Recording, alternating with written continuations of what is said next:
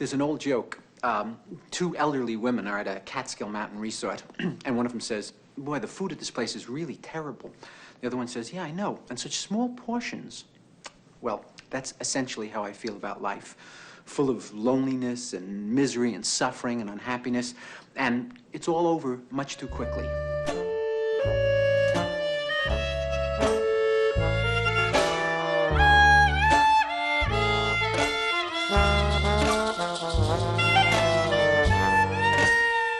The reason why Jews do so well in comedy, in entertainment in general, but I think comedy more than anything else is part of the culture is to always question.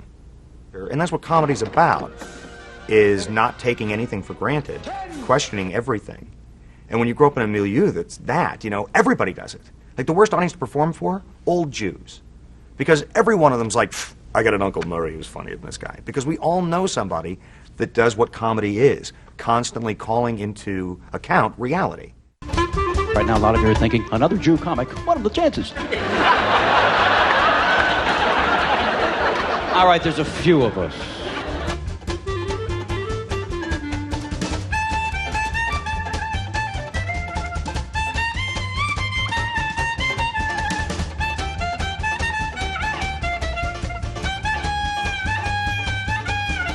I suggest that we give him 10 years in Leavenworth or 11 years in Twelveworth. I'll tell you what I'll do. I'll take 5 and 10 in Woolworth.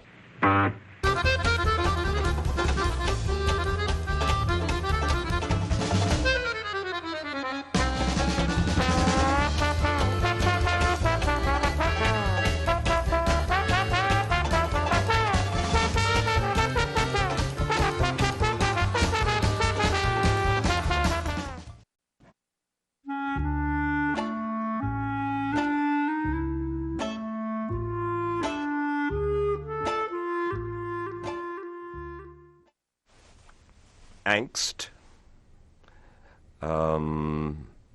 the fight to get in, being turned away, a sense of victimhood. Jewish humor comes out of the flavor of negativity. Many people, Jewish people, were made fun of because they were different. Well, what happens to a person who's made fun of? After a while you go, you know what? You're gonna laugh at us? Well, we're gonna be funny and we're gonna tell you when you could laugh at us. And I think this is one of the flavors of being Jewish, is that you are brought up to believe that whether you are small, whether you are poor, whether you are sick, that you can still be a winner. I grew up in a very funny neighborhood. It was a completely Jewish neighborhood. Jackie Mason, his father was Rabbi Mazer, the eminent Rabbi Mazer, but Jackie was the Meshuggah 2 doors away. And then a few blocks away was Buddy Hackett. And let me tell you, these were not the two funniest guys in the neighborhood. Murray was funnier than both of them, and he grew up to be a computer analyst. They were just funny people all over the neighborhood. To think positive. Like when I lost my right testicle, I could have really been depressed. But I wasn't. Congratulations. You know, I get out of the shower every morning, I look down and I say, the sack is half full. I mean, I think it's a good thing we're good at it, because none of us really can build anything. I spent many weekends at my Jewish aunt and uncle's house when my father died, and I was allowed to do anything there. I could put food in my mouth and squish it out, and I would be getting standing ovations. And then I would take the same jokes to my mother's Anglo-Saxon family, and I would bomb terribly.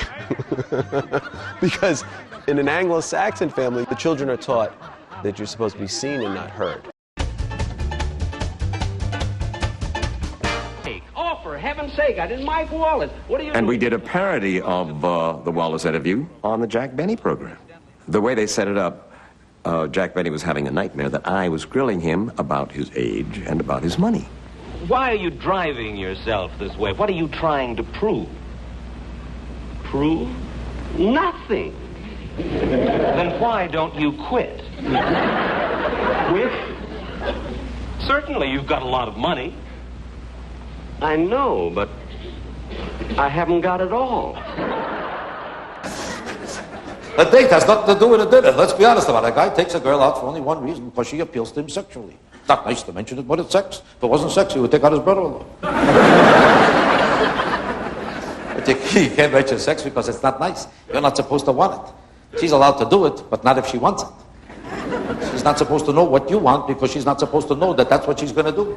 So she's supposed to convince herself she don't intend to, she don't want to, she never heard of it. So you have to figure out how to get there without talking so she can do it without hearing. First time I met Mike Nichols, Elaine May, they were playing in Chicago. Clubs, supper clubs. They were simply hilarious, weren't they? And they could make it up as they went along. What's the use of talking, you know? You're very young.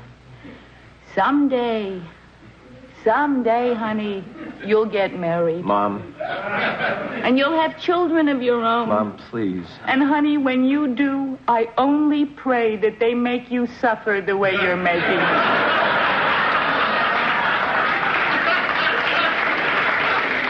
That's all I pray, Arthur. That's a mother's prayer. You know, when I get up in the morning, the first thing I do is get a newspaper. And I read the obituary column. If my name isn't in it, I have breakfast.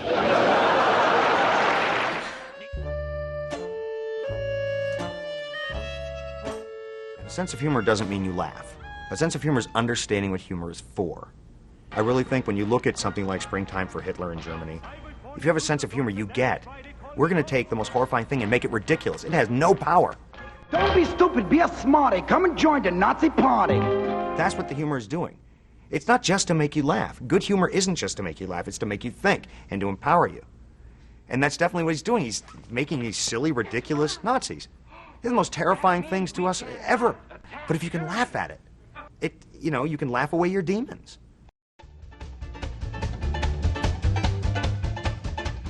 I did see one great new brand. It said extra super sensitive condoms, and I thought, wow, these must hang around and talk to you after the guy leaves.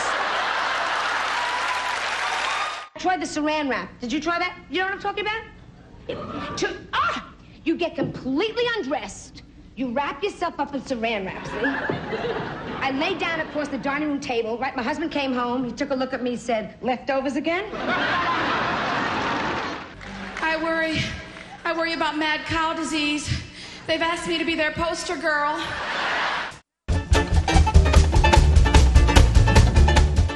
My friend Murray, the cop, is right. Let's just play cards and please hold him up. I can't see where I marked him. He owes money to his wife, his government, his friends, and he still won't take it seriously. Life goes on even for those of us who are divorced, broke, and sloppy. You know, divorced, broke, and sloppy. Hello, sweetheart. Yes, darling. Yes. Listen, darling, I told you not to call me during the game. I can't talk to you now.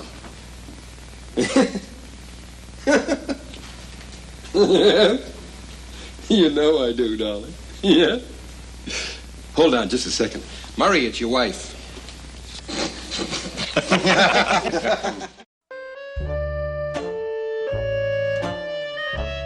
Jews are funny. There's a kind of exaltation in the way we argue about things, and the way we love words, and the way we have an appreciation for the essential craziness of existence. Its incomprehensibility. You know, I think that's it. That's why we are hilarious. Because we've spent 4,000 years trying to understand an invisible, incomprehensible God. I come from an ethnic heritage. I come from a mixed marriage, which means my mother is Jewish and my father is Catholic. That is the truth. I was raised Catholic formally, although I must say the Jewish mind comes out, even in the Catholic system. Give you an example, we used to go into confession, and I would bring a lawyer in with me. Bless me, Father, for I have sinned. I think you know Mr. Cohen.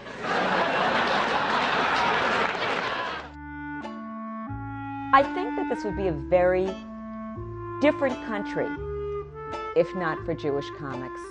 I mean, it's interesting that Jews are, 2% of the population, and they've had such a huge effect on every comedy. I mean, black comics and Gentile comics, the Jewish comics have been the core of what American comedy is about.